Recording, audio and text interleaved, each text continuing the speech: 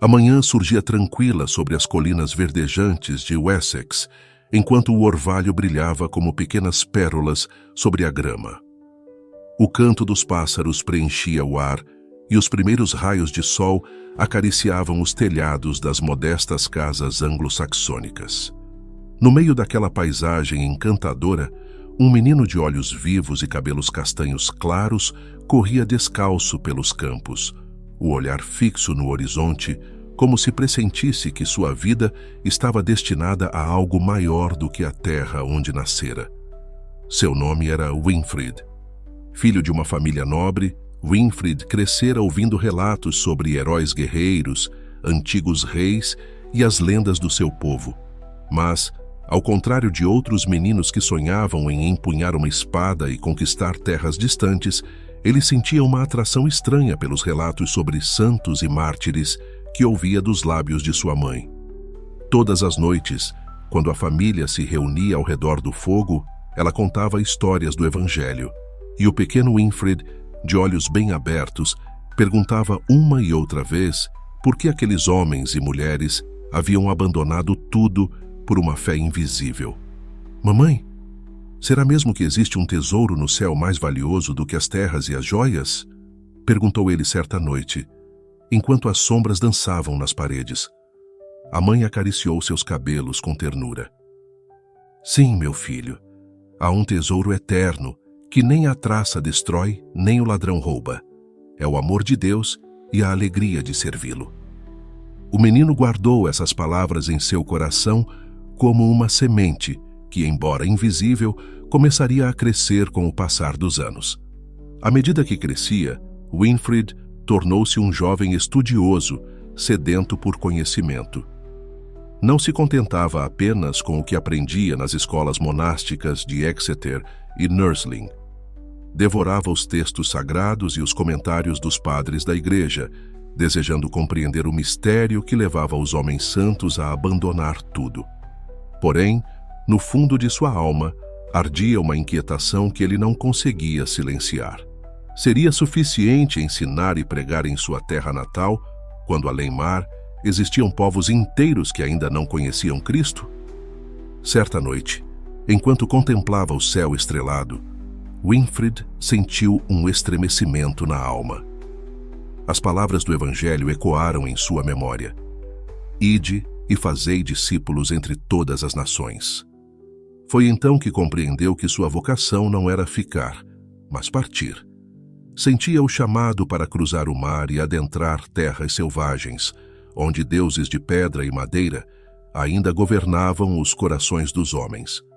Sabia que seria um caminho árduo, cheio de perigos, mas também intuía que era o caminho que daria sentido à sua existência.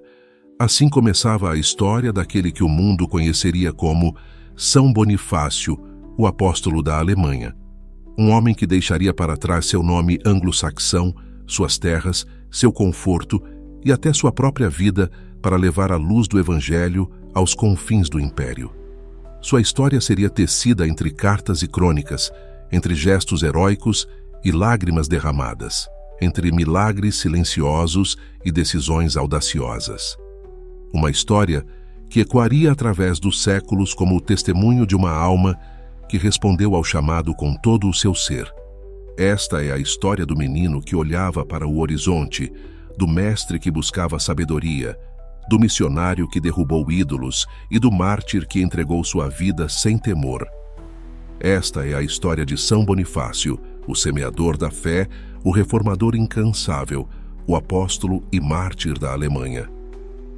O vento soprava suavemente entre os carvalhos e freixos de Crediton, no coração de Wessex, enquanto Winfried, o menino de olhar profundo, caminhava ao lado de seu pai.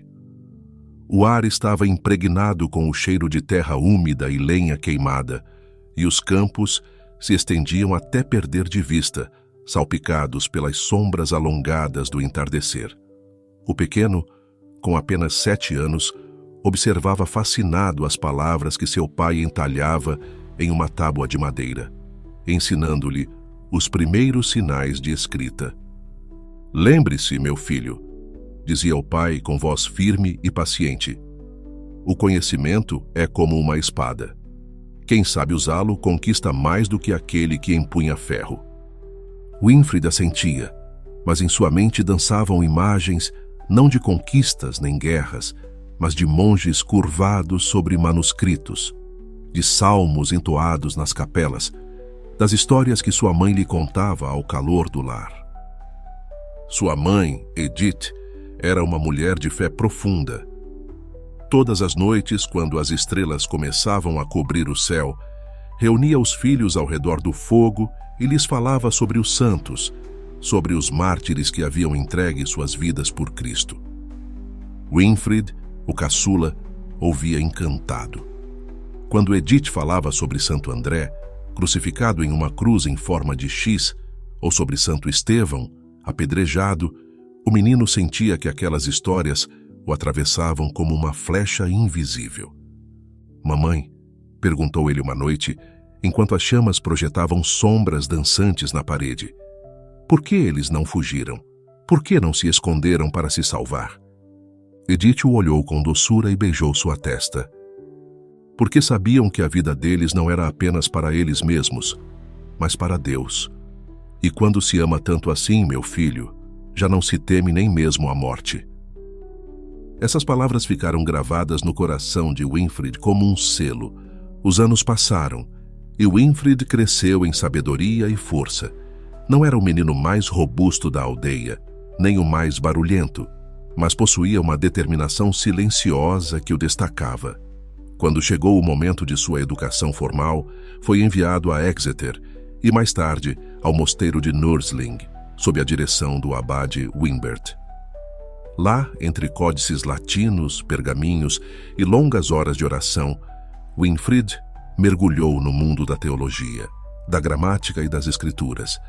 Era um estudante brilhante. Seus colegas o admiravam por sua mente ágil e sua capacidade de decifrar os textos mais complexos. Mas o que realmente o distinguia era a humildade. Nunca buscava elogios. E quando alguém apontava seus feitos, ele respondia com um sorriso tranquilo: "Todo conhecimento é um dom de Deus. Eu sou apenas um servo que tenta compreender o que ele nos revelou." Um dia, enquanto o abade Wimbert caminhava pelo claustro do mosteiro, encontrou Winfried escrevendo febrilmente sob uma árvore. "O que fazes, filho?" perguntou o abade, inclinando-se com curiosidade. "Estou compondo um hino em honra a São Paulo", respondeu Winfried, sem desviar os olhos do pergaminho. "O zelo dele por anunciar o Evangelho me inspira, padre abade." "Eu queria poder arder assim até o fim." O abade o observou em silêncio, comovido pela paixão do jovem. "Você vai arder, Winfried?" disse por fim, colocando uma mão em seu ombro. "Mas o fogo de Deus não destrói. Ele purifica, fortalece e envia."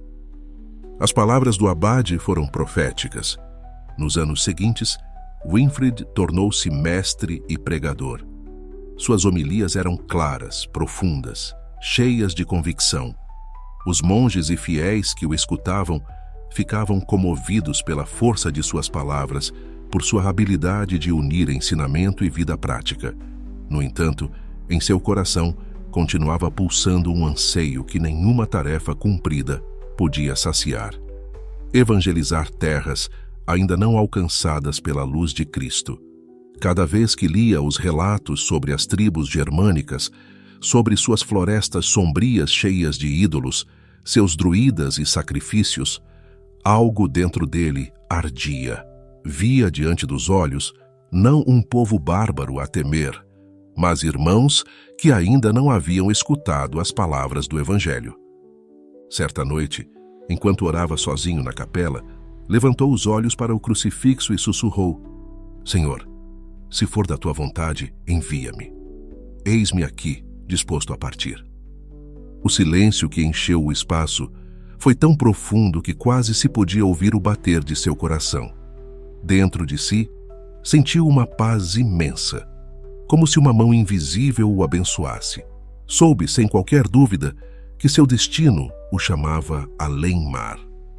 Assim terminou a primeira etapa da vida de Winfried, não como um homem satisfeito, mas como um espírito em marcha, um coração pronto para deixar tudo por uma missão que ele apenas começava a vislumbrar. Com os olhos fixos no horizonte e a fé mais firme do que nunca, ele se preparava para embarcar na jornada que o transformaria, não apenas a ele, mas a toda uma nação. O vento do norte soprava frio e cortante sobre as costas da Frísia, onde o mar agitado batia nas rochas com um rugido que parecia um lamento antigo. Winfried, envolto em seu manto de lã áspera, permanecia firme no convés do pequeno barco que o levava desde as Ilhas Britânicas. Ao seu lado, os marinheiros trabalhavam com mãos ásperas e olhares duros, lançando olhares furtivos para aquele monge. O que fazia ele atravessando aquelas águas geladas? Por que deixar para trás a segurança de Nursling, a estima de seus irmãos, para se aventurar em uma terra desconhecida? Mas Winfried não olhava para trás. Seus olhos estavam fixos no horizonte, onde as névoas cinzentas mal deixavam entrever uma costa baixa e lamacenta. Lá o esperava a Frísia, terra de chefes pagãos, druidas ferozes e templos de madeira consagrados a deuses antigos. Uma terra onde as cruzes ainda não haviam lançado raízes. Quando finalmente desembarcou, sentiu sob seus pés a areia úmida e ouviu ao longe o murmúrio de vozes desconhecidas. Quem o recebeu foi São Willibrordo, o veterano missionário irlandês que há anos tentava evangelizar aquelas terras. Era um homem já idoso, de barba grisalha e olhos penetrantes.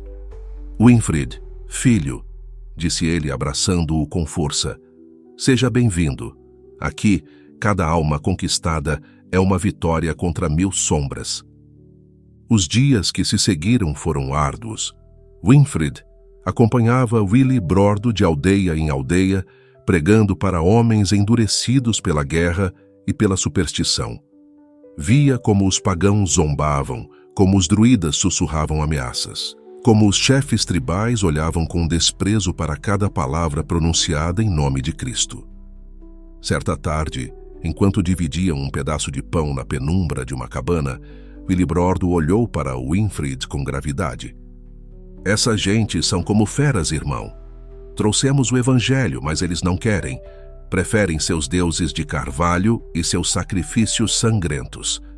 Não sei por quanto tempo mais poderei resistir. Winfried baixou a cabeça. Dentro de si, sentia ferver a impotência. Havia sonhado com aquelas terras, havia cruzado o mar com o coração cheio de esperança, mas ali, em meio aos pântanos e aos olhares hostis, tudo parecia se desfazer. Numa noite, enquanto orava sozinho, sob um antigo carvalho, levantou o olhar para o céu estrelado.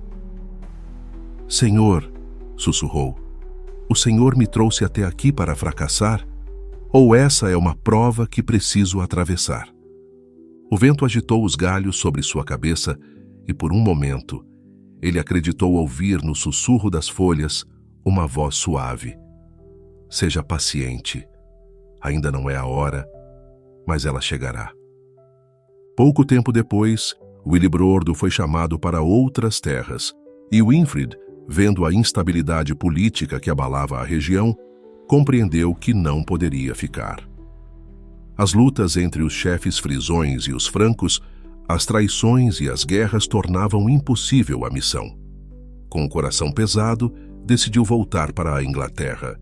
Quando pôs os pés novamente em sua terra natal, seus irmãos de Nursling o receberam com alegria, mas também com certa perplexidade. O que aconteceu, irmão? Perguntou o abade Wimbert, com voz suave, temendo feri-lo. Winfried levantou o olhar, seus olhos brilhando não de tristeza, mas de determinação. Aprendi que, para fazer bem a obra de Deus, preciso de sua bênção plena. Irei a Roma. Pedirei ao Santo Padre a missão e a palavra dele. E quando eu voltar, não será como um simples monge, mas como um mensageiro da igreja, armado com a autoridade de Pedro. O abade o olhou surpreso, e em seu rosto surgiu um sorriso lento. Então vá, filho. Vá e cumpra o seu destino. Assim, às vésperas de completar 40 anos, Winfried partia mais uma vez, não para desistir, mas para buscar na cuna do cristianismo a força e a legitimidade de que precisava. Ficavam para trás as costas da Frísia, as derrotas e as tentativas fracassadas. À frente, erguia-se Roma, com suas colunas de mármore, suas igrejas resplandecentes, seu Papa aguardando de braços abertos. E no coração de Winfried já começava a ressoar um novo nome, embora ele ainda não soubesse: Bonifácio, aquele que fará o bem, aquele que semeará a fé onde ninguém mais ousou. As colinas onduladas da Itália se estendiam diante dos olhos de Winfried, como um sonho antigo. Depois de semanas de viagem, finalmente, as muralhas de Roma se erguiam majestosas sob o céu azul, coroadas pelas cruzes douradas das basílicas. Nunca antes ele havia pisado naquela cidade sagrada, mas, ao colocar os pés em suas ruas de pedra, sentiu que cada passo o aproximava do coração da igreja. Acompanhado por outros peregrinos, Winfried caminhou pelas avenidas lotadas de mercadores, soldados e monges, até chegar ao Vaticano. Lá, entre mármores e afrescos, esperava encontrar-se com o sucessor de Pedro, o Papa Gregório II, um homem que jamais havia visto, mas cujo nome já pronunciara tantas vezes em suas orações. O encontro foi breve, mas decisivo. "Qual é o seu nome, filho?" perguntou o Papa, observando o monge inglês com olhos serenos. "Sou Winfried, Santo Padre", respondeu ele, inclinando-se com respeito. "Venho da Inglaterra, da terra dos saxões, e desejo levar o Evangelho aos povos da Germânia, onde ainda reina a escuridão. Mas não quero ir como um aventureiro, e sim como um enviado da igreja, com a sua bênção." O Papa o estudou em silêncio por alguns momentos. Então, um sorriso suave surgiu em seu rosto. "A partir de hoje, você será Bonifácio", declarou ele, "aquele que faz o bem, aquele que semeia a luz. Vá aonde Deus te chamar e leve contigo este evangelho e esta cruz como sinais da sua missão." Bonifácio recebeu os objetos com as mãos trêmulas. Naquele instante, sentiu que uma etapa de sua vida se fechava. Já não era apenas um monge anglo-saxão, mas um apóstolo comissionado por Roma, respaldado pela autoridade da Igreja Universal. Nos dias seguintes, preparou-se para partir rumo às terras germânicas, mas antes, passou longas horas em oração diante do túmulo de São Pedro. Ali, no silêncio da basílica, suplicou ao apóstolo que o acompanhasse, que intercedesse por ele nas dificuldades que estavam por vir. "Não me deixe sozinho", murmurou Bonifácio. "Seja meu companheiro neste caminho que estou prestes a trilhar." O eco de suas palavras pareceu se perder entre os pilares de mármore, mas em seu coração ele sentiu um calor inesperado, como se uma mão invisível repousasse sobre seu ombro. Quando finalmente partiu de Roma, levava consigo não apenas pergaminhos e relíquias, mas uma força interior renovada. Sabia que ao retornar à Frísia, a Hesse, a Turíngia, as coisas não seriam fáceis. Os pagãos não o receberiam de braços abertos, os druidas não cederiam sem resistência, mas agora, com o respaldo do Papa, Bonifácio podia erguer-se não como um estrangeiro temeroso, mas como um apóstolo com autoridade. Em suas cartas ele escreveria mais tarde: "Não temo ameaças nem a morte. Minha confiança está no Senhor, que me chamou e me sustenta." A viagem para o norte foi longa, atravessando terras de colinas e florestas, onde os castelos de pedra mal começavam a marcar a paisagem medieval. Bonifácio viajava acompanhado por alguns companheiros fiéis e a cada noite, ao acender o fogo sob as estrelas, falava-lhes sobre sua missão.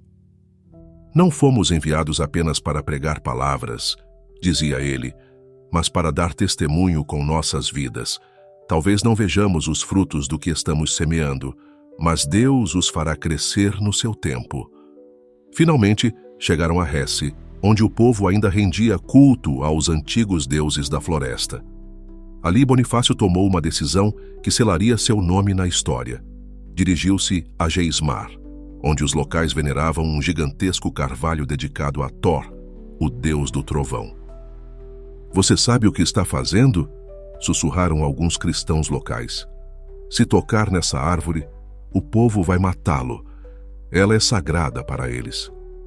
Bonifácio, com um machado em mãos, levantou os olhos para o carvalho que se erguia como um colosso no meio da clareira. Respirou fundo, fechou os olhos e orou. "Senhor, mostra-lhes que só Tu és o Deus verdadeiro." Com um golpe firme, cravou o machado na casca. Um murmúrio horrorizado percorreu a multidão. Bonifácio golpeou novamente e outra vez, até que a madeira rangeu, tremeu e caiu. O silêncio que se seguiu foi absoluto. Nenhum raio, nenhum trovão, nenhum castigo desceu dos céus. Os rostos dos camponeses e chefes germânicos se contraíram. Seu Deus havia sido desafiado e nada havia acontecido. Pouco a pouco começaram a sussurrar, a se aproximar, a ouvir aquele homem de rosto sereno que falava de um Deus único, Criador do céu e da terra. Assim começou a verdadeira missão de Bonifácio na Germânia. Não apenas derrubar árvores, mas derrubar medos, romper correntes de superstição e plantar em seu lugar a cruz do Evangelho.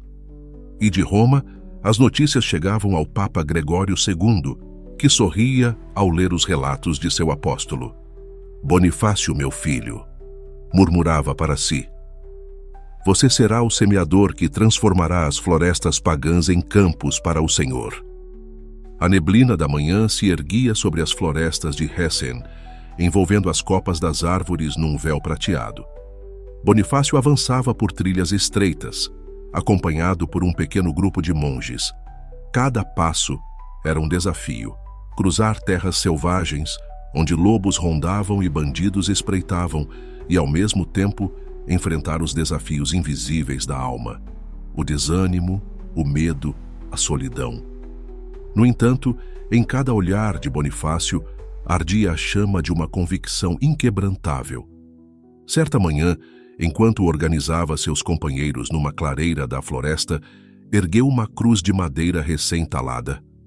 "Aqui", anunciou com voz firme, "onde antes havia um altar pagão, construiremos uma capela dedicada ao Deus verdadeiro.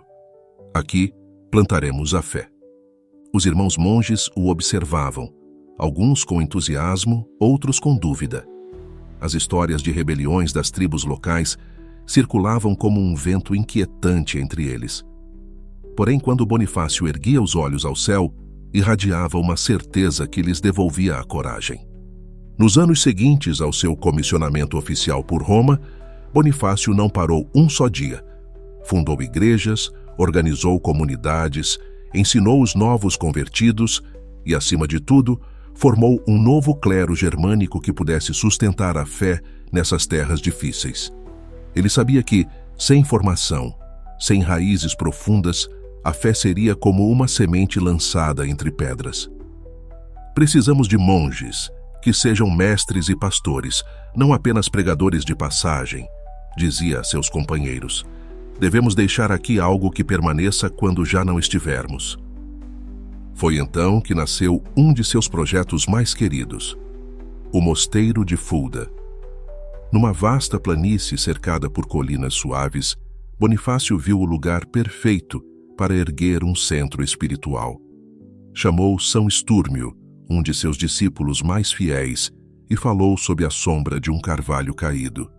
"Aqui, irmão, construiremos um lugar de oração, estudo e hospitalidade. Será o coração pulsante da igreja na Germânia, um farol que ilumine estas terras escuras." São Estúrmio assentiu, os olhos brilhando de emoção.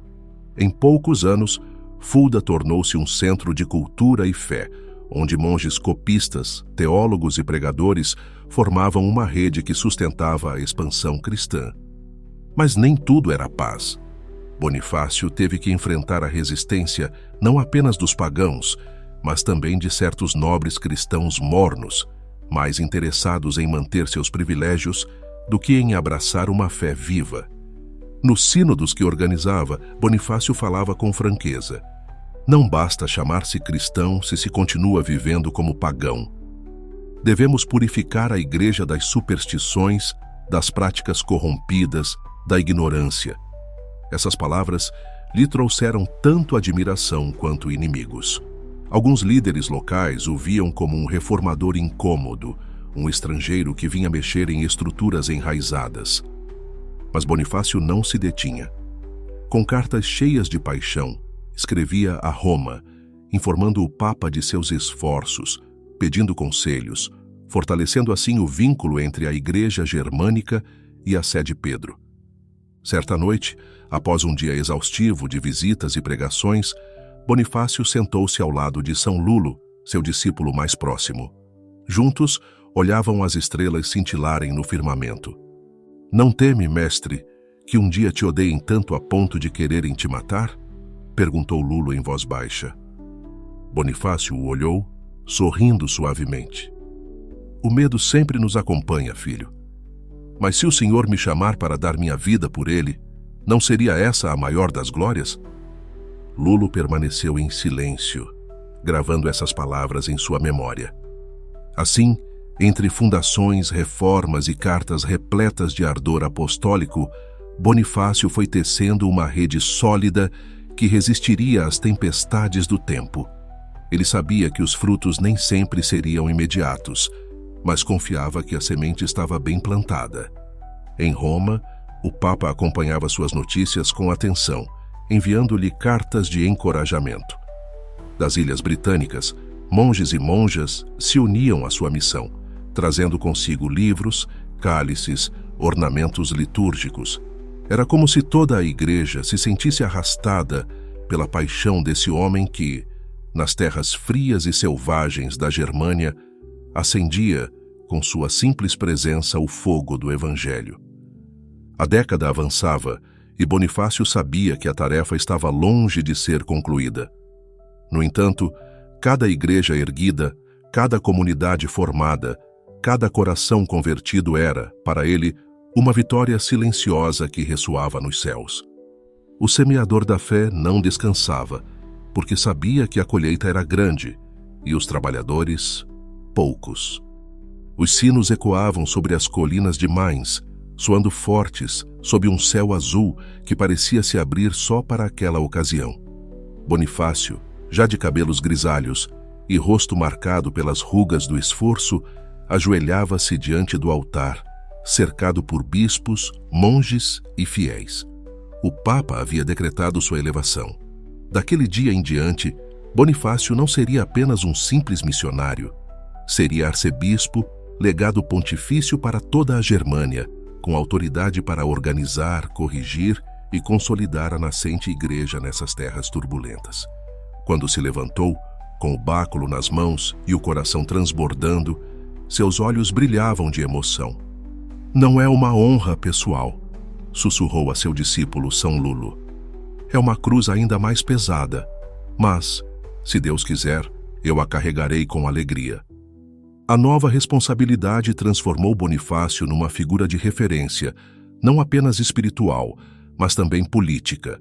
Reis e nobres, príncipes francos e chefes germânicos buscavam seu conselho, sua bênção, sua mediação.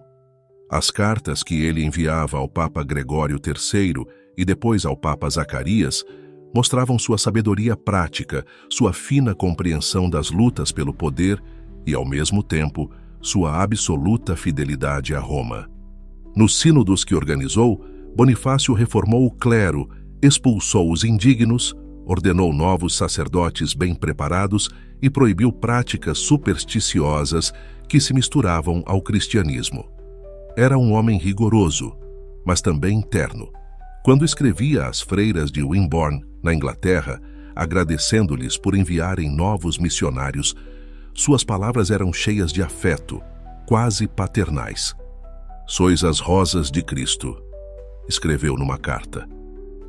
cujo perfume chega até estas terras distantes. Mas nem tudo era luminoso. Bonifácio logo compreendeu que os maiores perigos não vinham dos pagãos armados, mas de dentro da própria igreja. Clérigos ambiciosos, nobres que queriam controlar bispados, heresias que começavam a germinar nos cantos mais remotos. Às vezes, exausto, ele se retirava para seu mosteiro de Fulda, ajoelhava-se na capela e sussurrava: Senhor, como posso sustentar esse fardo? Dá-me forças, pois sozinho eu não posso. E sempre sentia no fundo da alma aquela voz suave, tão conhecida: Eu estou contigo, Bonifácio, não temas. Durante esses anos, Bonifácio também estabeleceu uma relação indireta com o futuro gigante da Europa, Carlos Magno. Embora o rei que governava então fosse Carlos Martel, pai daquele que se tornaria imperador, Bonifácio ajudava a lançar as bases espirituais e organizativas que mais tarde sustentariam o renascimento carolíngio. Era como se o velho apóstolo construísse, sem saber, os alicerces de uma civilização inteira. Um dia, sentado ao lado de São Lulo e outros companheiros, Bonifácio compartilhou um pensamento que guardava no coração. Não sabemos quanto tempo nos resta, filhos. Mas eu vos digo, tudo o que fazemos aqui não é só para o nosso tempo, mas para os séculos vindouros. Quando as gerações futuras olharem para trás, que vejam que houve um tempo em que a fé criou raízes aqui, porque alguns ousaram semear. Lulo, comovido, assentiu em silêncio. Os anos começaram a pesar. O corpo de Bonifácio já não respondia como antes. Às vezes, enquanto escrevia cartas ou preparava sermões, suas mãos tremiam levemente. Mas sua mente e seu espírito permaneciam afiados, firmes, decididos. Ele sabia que logo chegaria a hora de entregar o bastão. Havia formado discípulos, deixado estruturas sólidas, fundado mosteiros, dado tudo o que tinha. Mas em seu íntimo, restava um último desejo: voltar à Frísia, a terra onde anos antes havia começado sua missão e onde ainda não havia conseguido completar a obra. Quero voltar, disse um dia a Lulo, enquanto o discípulo o olhava incrédulo. Quero regressar à Frísia. Lá, se Deus quiser, concluirei minha carreira. Lulo tentou dissuadi-lo. Padre, já és um ancião. Teu lugar é aqui, guiando a igreja. Por que ir a um lugar perigoso, onde te odeiam e te esperam com emboscadas? Bonifácio sorriu, com aquela calma que só tem os que já fizeram as pazes com seu destino. Por que não escolhemos onde nossa semente floresce, filho? Só devemos lançá-la ao vento e confiar que Deus a fará brotar. Assim, enquanto a Europa começava a se delinear como um continente em transformação, enquanto reinos surgiam e caíam, enquanto a igreja crescia sob sua sombra, Bonifácio, o velho apóstolo, preparava-se para sua última missão. Ele não buscava honras nem glórias, só queria cumprir até o fim aquilo que havia prometido em Roma tantos anos atrás: ser semeador, ser luz, ser testemunha do amor de Cristo entre aqueles que ainda não o conheciam. E com esse propósito ardente no coração, partiu para a Frísia, sem imaginar que lá, entre pântanos e emboscadas, o aguardava sua coroa de mártir. A neblina cobria os canais e pântanos da Frísia como um manto espesso, envolvendo a terra num silêncio denso, quase ameaçador. As barcaças avançavam lentamente, mergulhando os remos em águas escuras, enquanto os pássaros das marismas voavam inquietos sobre os juncos. À frente, em pé ao lado do mastro, Bonifácio, ancião, curvado pelos anos, mas ainda com os olhos ardentes, contemplava o horizonte. Ao seu lado, São Lulo o olhava com uma mistura de respeito e preocupação. Padre, recebemos rumores, disse em voz baixa. Dizem que os pagãos nos esperam em Docum, que não virão para ouvir, mas para matar. Bonifácio virou lentamente a cabeça e pousou a mão no ombro do jovem. Não foi por isso que viemos, filho, para dar testemunho. O mártir não busca a morte, mas também não a evita quando é por amor a Cristo. O jovem engoliu em seco, assentindo com o coração apertado. Chegaram a Docum ao amanhecer. O céu começava a se tingir de rosa quando desembarcaram.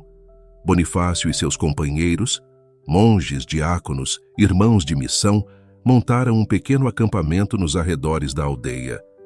Tiraram os evangelhos, montaram um altar simples sob um carvalho e começaram a preparar o batismo de novos convertidos. Mas algo no ar estava estranho. Os aldeões não se aproximavam com a habitual mistura de curiosidade e desconfiança. Os caminhos estavam vazios, as portas fechadas, o silêncio pesado demais.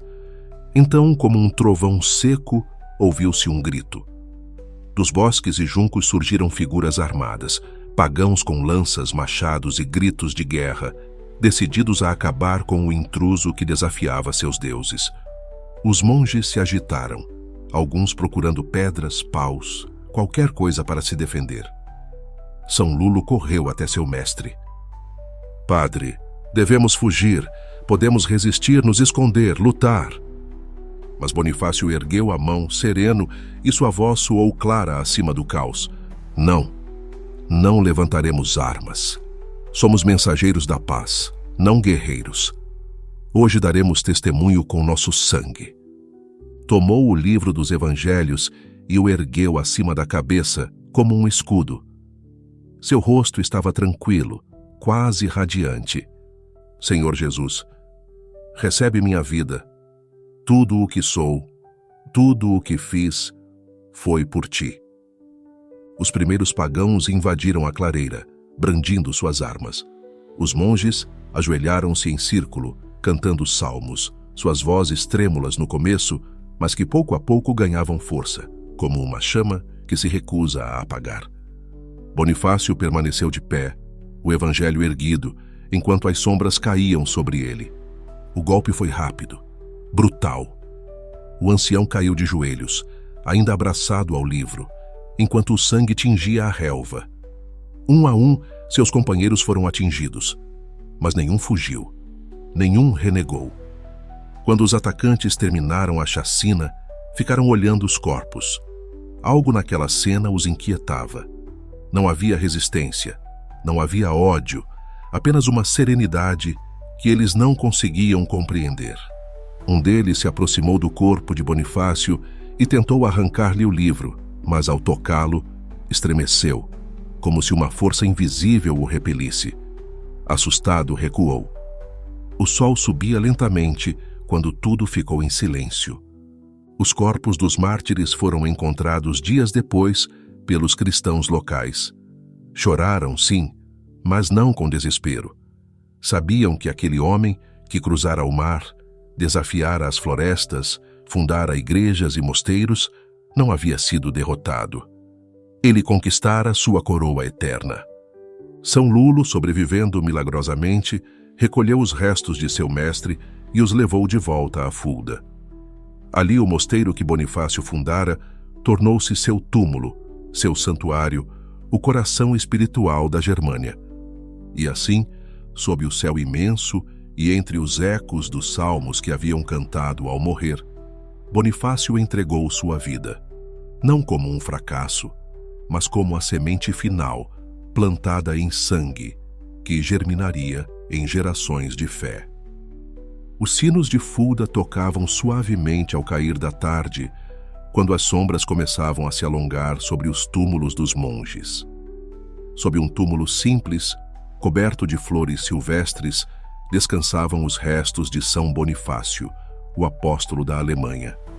Peregrinos chegavam de terras distantes, descalços, chorando em silêncio, ajoelhando-se para tocar a terra onde repousava o homem que lhes havia trazido a fé. O mosteiro que ele mesmo fundara havia se tornado um farol para toda a Europa. De seus claustros partiam novos missionários, novos apóstolos, que cruzavam montanhas e rios, levando consigo o fogo que Bonifácio havia acendido. Os manuscritos copiados pelos monges, as escolas que surgiam, as igrejas erguendo-se em vilas esquecidas, Tudo carregava sua marca, tudo era herança de seu trabalho incansável. Os séculos avançaram, impérios surgiram e caíram, reinos mudaram de mãos, mas o nome de Bonifácio permaneceu. Nos hinos cantados nas igrejas, nas crônicas dos monges, nos relatos dos peregrinos, sua figura resplandecia como um farol. Ele não era apenas o missionário destemido que derrubara o carvalho de Thor, nem apenas o reformador incansável que purificara a Igreja da Germânia. Era o santo que havia oferecido sua vida até a última gota por amor a Cristo. Em Roma, os papas o recordavam como um dos maiores arautos da fé. Na Inglaterra, sua terra natal, os monges o invocavam como protetor. Na Alemanha, cada cruz erguida nas colinas, cada sino que tocava nas aldeias, era um eco de sua voz, um testemunho de sua passagem por aquelas terras. Conta-se que, nas noites calmas, quando o vento sopra entre os pinheiros de Fulda, alguns monges acreditam ouvir sua voz sussurrando na escuridão: "Não temais, filhos meus. A colheita continua grande e os trabalhadores poucos. Sede fiéis, sede corajosos. A luz não se apaga." E assim, geração após geração, a chama que Bonifácio acendeu continuou brilhando, atravessando os séculos, inspirando reis, humildes camponeses, monges e pregadores.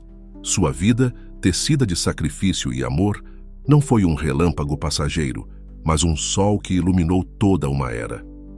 Hoje, São Bonifácio continua a ser lembrado como o apóstolo da Alemanha, a ponte entre a fé anglo-saxônica e a Europa continental, o semeador incansável que regou com seu sangue os campos onde floresceria uma cristandade renovada. Sua história nos lembra que a verdadeira grandeza não está em conquistar terras, nem acumular tesouros, mas em entregar a vida ao serviço do amor, da verdade e da fé. Que seu exemplo continue a ressoar em nossos corações e que, como ele, saibamos olhar para o horizonte, atravessar os mares das nossas dúvidas, derrubar os ídolos do nosso tempo e abraçar com todo o coração o chamado eterno que Deus nos faz. São Bonifácio, apóstolo da Alemanha, semeador da fé, mártir de Cristo, rogai por nós.